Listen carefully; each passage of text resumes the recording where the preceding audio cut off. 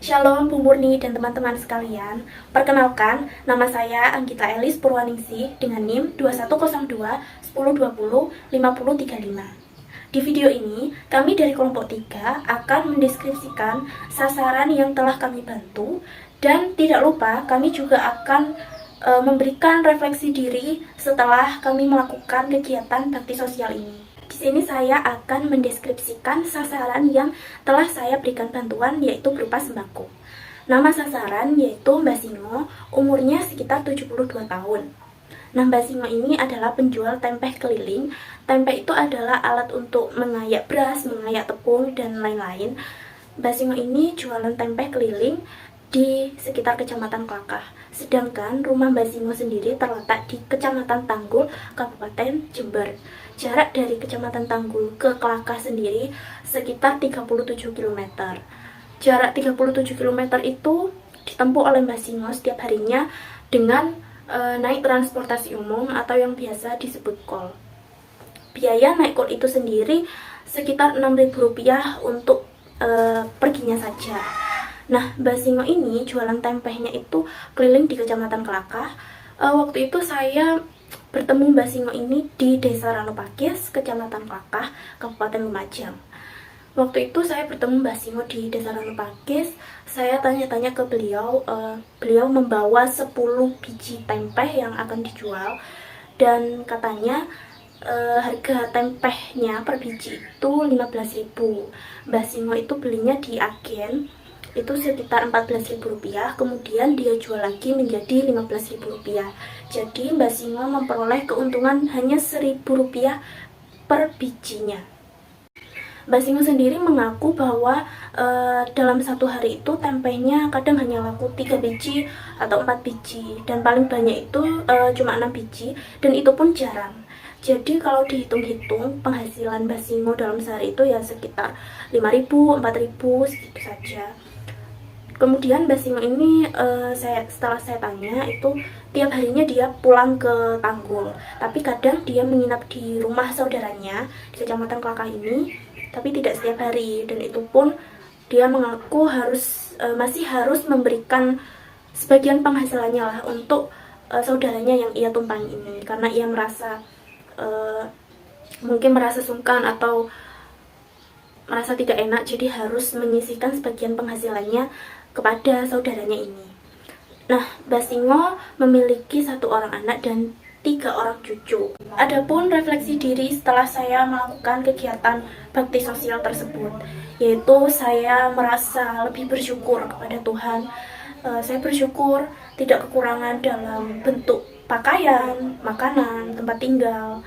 Kemudian saya juga berharap bisa membantu Mbak Singo, walaupun ya saya tahu bantuan yang saya berikan itu mungkin masih kurang, dan bantuan yang saya berikan itu tidak bersifat jangka panjang, karena bantuan yang saya berikan itu masih bersifat sementara. Tapi saya berharap nanti penghasilan yang didapat oleh Mbak Singo itu bisa beliau sisihkan untuk membeli keperluan lainnya, sehingga untuk sembako beliau sudah tercukupi. Kemudian saya juga merasa terinspirasi dari Mbak Singo. Saya merasa harus semangat dalam menjalani kehidupan sehari-hari, baik sebagai mahasiswa dan pemuda Kristen. Saya harus lebih semangat lagi untuk melayani Tuhan, karena jika saya lihat Mbak Singo itu dari Tanggul ke Klakah itu saya tahu bahwa jaraknya lumayan jauh, dan beliau harus berjualan tempe keliling, panas-panasan, hujan-hujanan. Saya sangat terinspirasi dari rasa semangat beliau.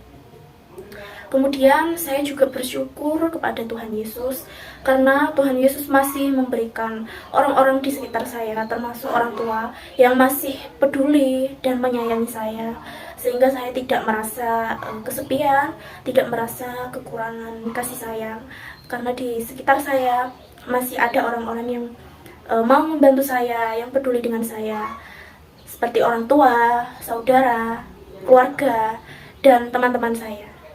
Shalom, saya Doni Yantono dengan NIM 210710101077. Di sini saya akan menceritakan tentang interaksi saya dengan Mbak Susiati yang seorang pedagang rujak keliling yang setiap harinya berdagang untuk mencari nafkah untuk kebutuhan sehari-harinya. Nama sasarannya itu yaitu Mbak Susiati, umurnya 68 tahun. Rumah dari Mbak Susiati terletak di Jalan Duri, Kecamatan Genteng, Kabupaten Banyuwangi. Setiap harinya Mbak Susiati berjualan rujak. Kadang dia menetap di depan rumahnya untuk berjualan, kadang juga keliling untuk mencari pelanggan. Mbak Susiati juga memiliki 4 orang anak. 2 orang anaknya itu telah meninggal dan sisanya 2 orang yang diadopsi oleh keluarganya yang di Bali. Mbak Susiati lebih sering berjualan di Kecamatan Genteng untuk mencari pelanggan. Terkadang dia juga sering berjualan di pasar, masuk gang, atau di pedesaan, bahkan jalan-jalan besar. Harga rujak yang Mbak Susiati jual kisaran harga antara 12-15 ribu per porsinya.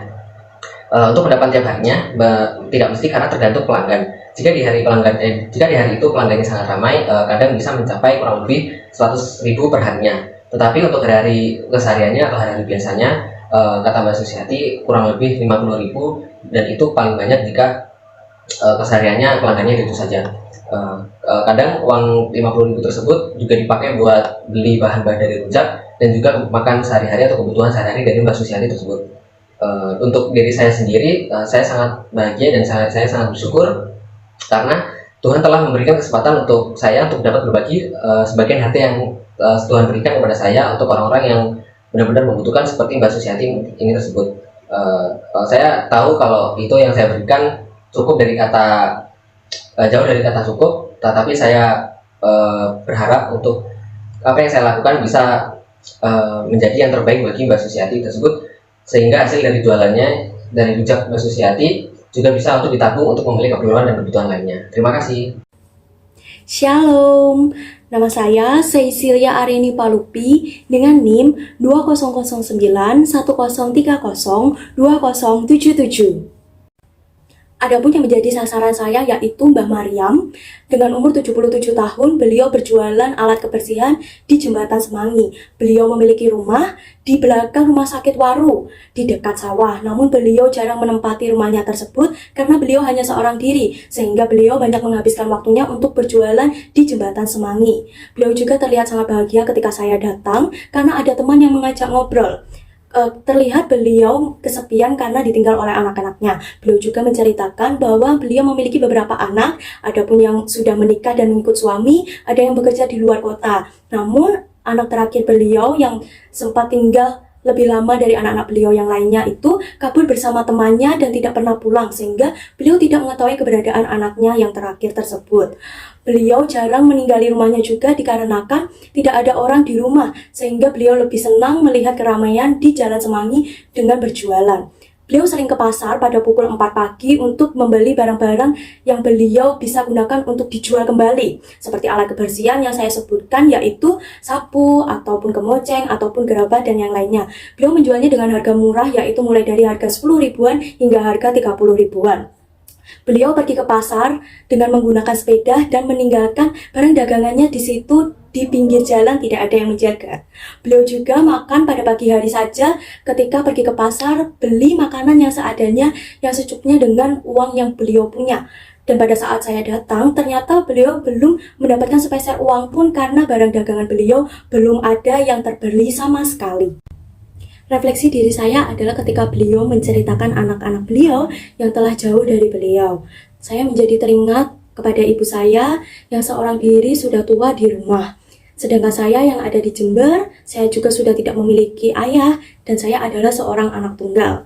Hal ini membuat saya rindu kepada orang tua saya, kepada ibu saya maupun ayah saya yang sudah tiada. Sehingga dengan kegiatan ini saya lebih menghargai waktu yang diberikan Tuhan agar lebih perhatian kepada ibu saya, lebih banyak menghabiskan untuk berdoa dengan ibu saya. Bersyukur sekali bahwa berkat Tuhan sangat melimpah di hidup kami, meskipun dengan pekerjaan ibu hanya seorang petani dan bergantung kepada penghasilan almarhum ayah saya. Meskipun begitu, berkat Tuhan mengalir dari mana saja dan tidak pernah ada habis-habisnya. Hal ini menjadikan saya lebih membuka mata bahwa saya harus mengasihi sesama atas dasar bahwa Tuhan itu sungguh baik di dalam hidup saya. Bukan hanya sekedar memberi saja, namun karena kita memiliki dasar yang benar dan baik. Ibu juga sering mengatakan kepada saya bahwa saya harus mengasihi karena nama Tuhan, bukan karena nama saya yang harus dibesarkan. Shalom, nama saya V. Alejandra Matis dengan NIM 170710101411. Di sini saya akan memberitahukan bahwa saya memberikan sembako kepada Ibu Rahma yang berusia 70 tahun. Dia bekerja sebagai penjual peyek keliling atau di depan Alfamart Kebonsari. Dia berjualan peyek di siang hari, berkeliling di daerah perumahan Kebonsari, dan jika dia tidak kuat untuk berjalan, maka dia akan berhenti di depan Alfamart untuk menjualkan peyek tersebut. Di sini Ibu Rahma memiliki suami dan 3 orang anak beserta cucu. Mengapa Ibu Rahma itu berjualan peyek keliling bahkan di depan Alfamart untuk memenuhi kebutuhan? Dikarenakan suaminya sakit. Rumah Ibu Rahma terdapat di Jalan Keramat atau Gang Keramat. Di sini saya sungguh bersyukur pada Tuhan bahwa masih diberi kesempatan oleh Tuhan untuk membagikan berkat dari Tuhan kepada orang yang lebih membutuhkan. Semoga apa yang saya berikan kepada Ibu Rahma lebih bisa untuk memenuhi kebutuhan pokoknya, sehingga pendapatan untuk Ibu Rahma bisa ditabung untuk pengobatan suaminya dan untuk memenuhi kebutuhan anak beserta cucunya. Sekian video laporan dari kelompok kami. Jika ada kekurangan atau salah kata, kami mohon maaf yang sebesar-besarnya. Terima kasih. Shalom.